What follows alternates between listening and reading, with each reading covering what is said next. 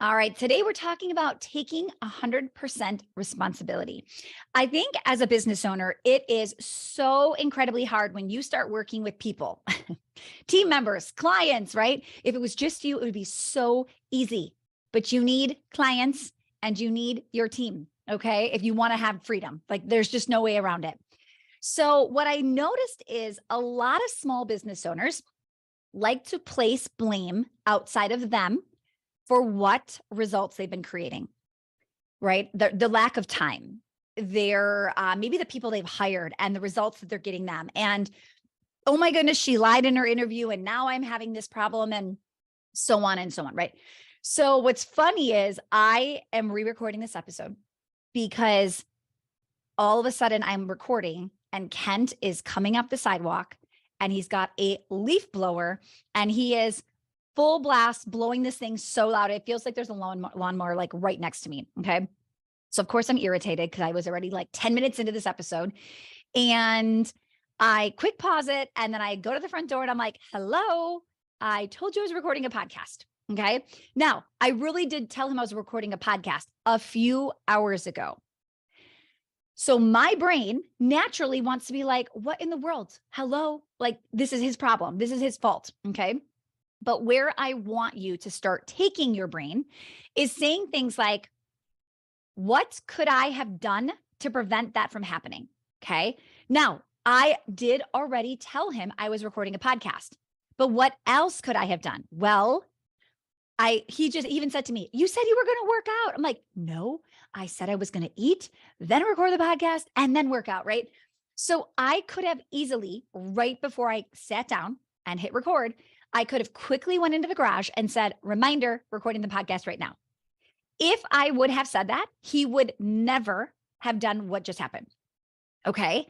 So instead of thinking this is out of my control, this is external, this is not my fault, right? I am looking at what could I have done to get a different result. A lot of times there is something you could have done to get a different result. Okay. So when you're thinking, oh my goodness, I told this particular employee to have this thing done by Friday. And now it's Friday at 5 o'clock and it's not done. And she's maybe giving me an excuse about something. Okay. And you're like, no, that was her. I told her Friday. She didn't do it. Like there is nothing I could have done. Okay.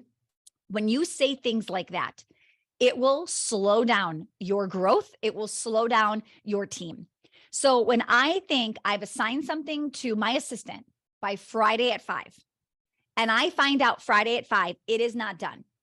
Here is where I'm asking myself things like, what could I have said or done to prevent this problem? Okay. So just to give you a couple random examples, I could have checked in on Wednesday. I could have said something like, listen, if for any reason this is not going to be done Friday, I want to know at least 48 hours in advance that you are feeling like this is too much. Or the second you realize, oh my goodness, there's no way this is getting done by Friday, you need to message me immediately. Okay. You might think, but why do I have to work harder? Why do I have to be smarter? Because you're the boss. You are the business owner, right? This is our leadership. This is coming from us. So what could you have done? What could you have said? What rules could you have put in place? Okay. I had another situation where a client was saying, I'm doing your team meeting process and we just have this one girl who just never comes and always has excuses and always has something else pop up. Okay. And she really was feeling like she had already told her it was important and she wasn't coming. So like, what else could she have done? Right? I'm like, well, what did you state in the onboarding process about the team meetings? Right. And she's like, well, I mean, I just told her we had these Monday team meetings. I'm like, okay. Did you tell her these are non-negotiable? We never miss them. Well, no, I didn't. I just kind of said we have team meetings and I just expected her to know she has to come. This is where sometimes we think it's common sense, but it's not for them. They might have had a job before where there was meetings and people missed all the time and it wasn't a big deal, right? So do not think common sense, they should know this. I want you to really stop, pause and say, how did my leadership skills, right? How did I impact this situation and get this result? And what could I have done or said or implemented to make sure it never happens again? Right. So, number one, I was like, you need to set the tone. The second somebody new comes into the team, and first of all, reset it with everybody. Have a meeting on Monday.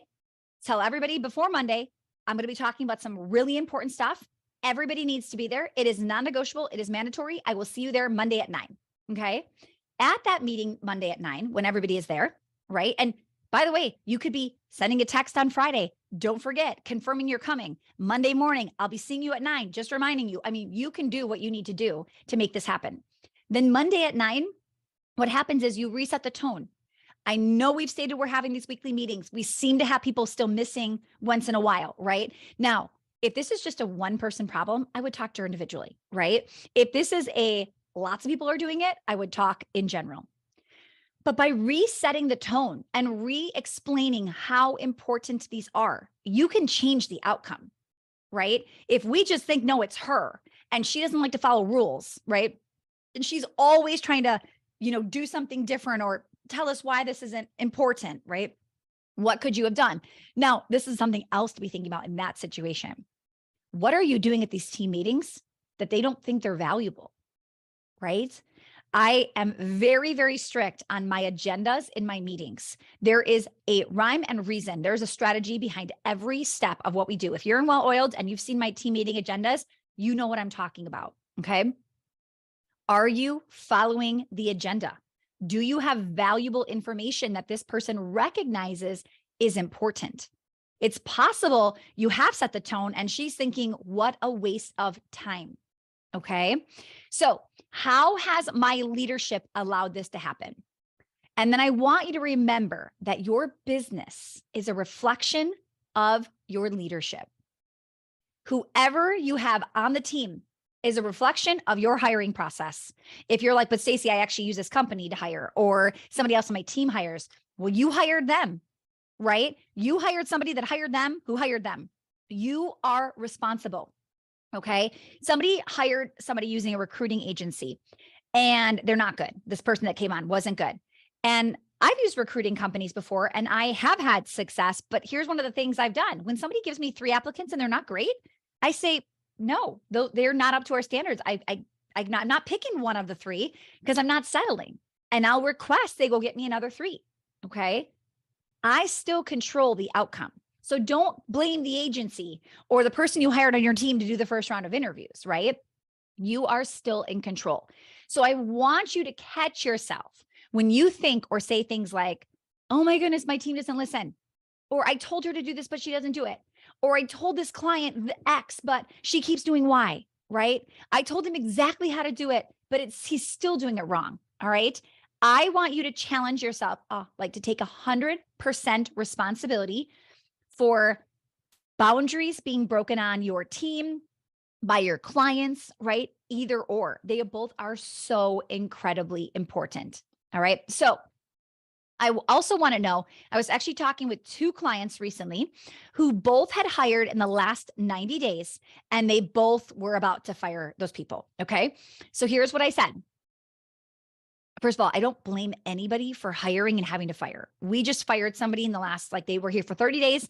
They were not hitting KPIs. We just realized it wasn't a good fit. We let them go. Okay. I'm 20 years into business. I'm about 17 years into having a team. I'm not saying you shouldn't be firing people, that's a bad call on your end, or you're missing something, right? You will still let people come in that are not a good fit once you start working together. The goal is to let them go as fast as possible. Okay. So when 2 people came into my program, I'm meeting with them in person. One had been there for 30 days. The other one had been there for 2 weeks. Okay. And they had followed my hiring process. Okay. Or I should say they had access to my hiring process. Did they follow it to a T? No. So I had said to them, okay, pause.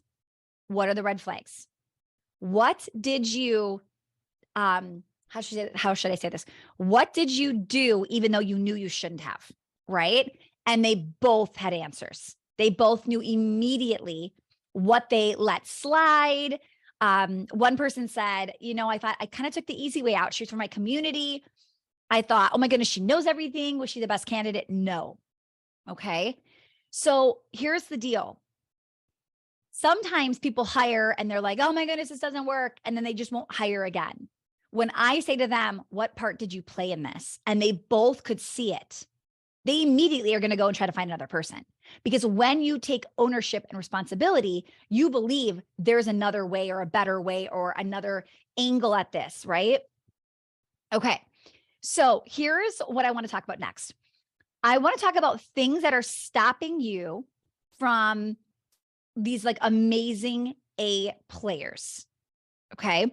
So first of all, I would say your high expectations are making you unhappy. So let's think about this. You have high expectations, but are they realistic? Okay. Are they realistic? For instance, when somebody says to me, I hired this person, they are so slow, I could do it in half the time. Okay.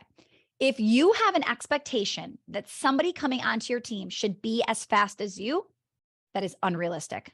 Super, super unrealistic. Okay. Especially a new person. Do I think somebody who's been with the company and has like been finding her groove and I've been training her properly, do I think she can become faster than me at certain things in the future? 100%. In the beginning, whether training, never, ever. Okay. So these are things stopping you from maybe attracting A players or keeping A players or building A players, like getting a B player to become an A player. Okay. Another thing is your lack of commitment to leadership is hurting you. Your lack of commitment to leadership. Some of you are too busy to lead, or you say you're too busy to lead.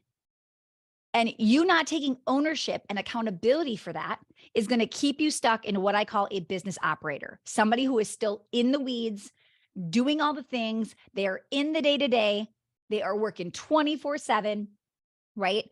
When you realize and take 100% responsibility that it is time for me to step up and lead or learn what it looks like to be a good leader, okay? Some of you would love to be a good leader. You just don't know what that looks like. You've never done it, right? So you have to start to learn and understand that skill set, okay? The next thing is when they need your help, right? I shouldn't say when. Our team needs our help. They need our support when we are training them, right? So if you aren't giving support, giving time, giving your training, your energy, all of that to them, and you're blaming them, this is an issue, okay? This week, I am training 2 people that are wanting to do a new activity in the company, and I'm very excited about it. But I can't expect them just because they've been here to know how to do the next thing. So I'm going to sit down and I'm going to work with them and I'm going to show them how to do this, how to get better results, right? If I just think, and you might be thinking, but why I paid them? Like, why can't they figure it out? I've got to take 100% responsibility for the role that doesn't exist yet. How in the world is somebody going to come in and create that position without my guidance and support? Okay. Another area I see is taking the easy way out. So hiring the wrong people, right? Maybe staying in your network, like I just said, thinking, well, this will be convenient. I already like them. I already know them. I already trust them.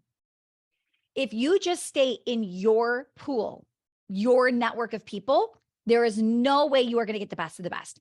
What are the chances you are already aware of these or know these people, right? What are the chances you already know the best person for this position? It's very, very slim, very slim. Okay. Now, the next piece is keeping bad hires on, like not letting them go, and then not opening up opportunities for real A players. So think about it. It's not just, well, they're okay, not too bad, right? What is the opportunity cost of not replacing them? So if somebody on your team is maybe like just barely hitting a KPI, we call them key performance indicators. We track these on a weekly basis. If you're saying you can't stay without hitting, I'm just going to make up a number, 20% on this metric, and they are just hitting it 19, 21, then 18, then 22, right? Like they're just there, but it's the bare minimum. What is it costing you to have somebody at 20% when you could let them go and bring somebody on who's going to get to 40%. Right? So don't think, well, they should get better. This is on them to figure it out. No, some people, they're not even getting it where you want them to figure it out on your dime. Take 100% ownership and maybe either train or decide to let them go. Okay.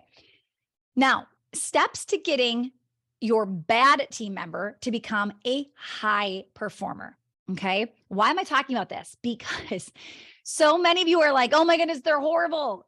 If I had a dime for every time somebody said to me, you're going to have me fire this person, I know it. And then they come in, I'm thinking, nope, you just didn't train them. That they're not bad. You just didn't give them any support. Okay. So what does taking 100% ownership look like in getting your current people to become high performers? Okay. So first of all, first step is train. When I say train, talk out loud. Describe why yes or why not. Okay. As you're telling them and talking to them and explaining, watch, are they getting it? Okay. Are they getting it? Like there's like this feedback loop, right? I'm giving feedback. I'm watching something, auditing something you are doing. Then I give you feedback. Are you coachable? Are you learning? Okay. I would rather take somebody that is doing really low in their KPIs, but they are coachable, than somebody that comes in that's decent, but they are so defensive and they never take responsibility and want to get better. Okay.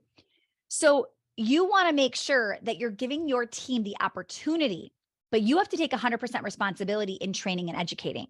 So talk out loud, watch, are they getting it? Right. All right.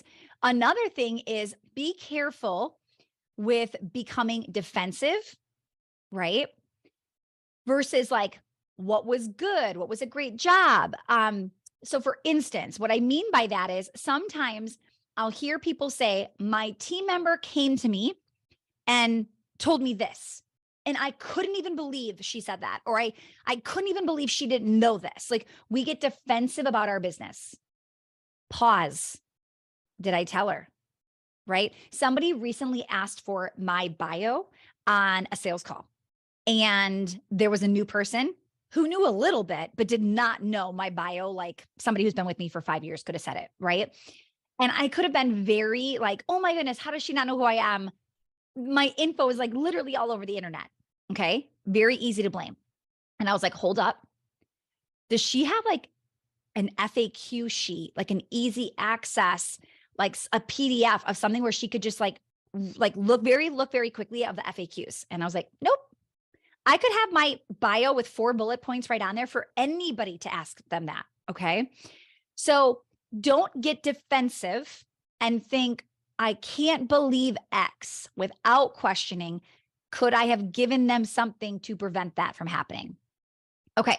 Now, when they give you an idea or a suggestion or they're doing something, right? You can say to them, great job. I love your creativity. I love creativity. I love how you're thinking. I love that you're thinking of anything, right? Like some people don't think of strategies here, but here's why I would do this instead. And I'm educating why. So like one time somebody came up with an idea and it was, I get how it would save, it would be efficient. It would save us a lot of manpower. But I said to them, however, our clients are not going to like this, right? So I love that you're thinking of new ideas. I love that you're trying to save the team time. But when I make a decision about our product, program, services, I am definitely thinking, what are the clients going to think? Are the clients going to love this? Is this going to be a win to them? Is this going to feel like we're taking something away? And honestly, I think the clients are not going to love that. And she was like, oh yeah. Just her brain wasn't thinking that, right? So as I was giving coaching, as I was giving support, I'm like, keep thinking of those ideas. And I love that you're thinking cut down efficiency, but the client cannot be impacted negatively. She's never come back with an idea that would negatively impact the client. Sometimes they just don't think about something until you say it. And once you say it, they may never make that mistake again. Okay. Now, if they do, some people have to hear it more than once. It's okay. How many of you have listened to my podcast over and over and over again? Some of you have listened to episodes repeatedly, right? Because you can't catch everything. but we expect our team to catch everything when we say it one time when they onboarded 17 months ago. And you're like, how does she not remember that? I definitely told her in onboarding when I told her like 32,000 other things. How in the world is she not remembering this? Okay. Take the responsibility. All right. So then you can say to them, so what would be an idea that could help us reduce efficiency while also helping the team, right? Or with inefficiencies or whatever the strategy is. Okay. So what happens is they start to get stronger and you start to gain confidence in them. When you understand, I can help them. I'm here to help them. I'm here to support them.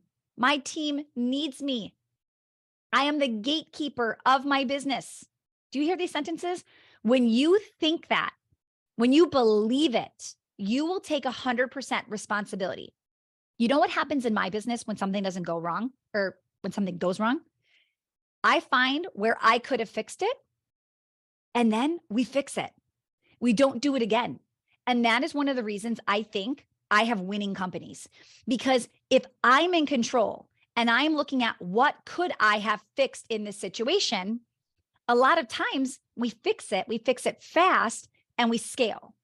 If I'm always blaming the team, my clients, right? The people breaking my boundaries, all of the things, then I just stay stuck. Some of you aren't taking responsibility and ownership, and you're feeling trapped. The good news is you have more control than you realize, okay? Don't get fixated on somebody else's actions. You can't control them, but sometimes our actions change behaviors. Going back to the girl who was skipping the Monday weekly meetings, if you send a message on Friday and one on Monday morning, I have a feeling she's going to show up on Monday, okay? If she doesn't, and you decide we're going to put her on a performance improvement plan because we've talked about this many, many times, your actions might change her behaviors, okay? So stop trying to change other people. What part can you control? All right. I'm telling you, my friends, when you start to live and breathe this way of taking responsibility, your business is going to be easier. It's going to be easier to fix. Problems will be easier to fix. Problems don't even become problems because you're not mad at people anymore. You're like, oh my goodness, I never said that. Or I said it 17 months ago and I thought she remembered. And of course she didn't. And it's going to help you move forward faster. Okay. I hope this episode is clicking. Some of you may need to listen to this one again. Some of you are in a constant blaming other people. And the second you catch it, be aware this week. Every time you want to say something about somebody else, I want you to go, wait, what would Stacy say? Like, how would she think she could have fixed it? There's always something you could have done. Always, always, always. Sometimes we don't want to do those activities, but we could be doing them, or we could be outsourcing to somebody else to make sure those things happen. All right, friends, I hope you enjoyed today's episode. I got into a tiny bit about when you're trying to get an A player. I think one of my next episodes coming up is actually going to be about signs you need to fire, how to let them go, what to do, when to do it, how fast to do it, all the things you need to know and all the things you want to make sure you avoid so you are not getting sued by firing somebody. So stay tuned. We've got some phenomenal episodes coming your way.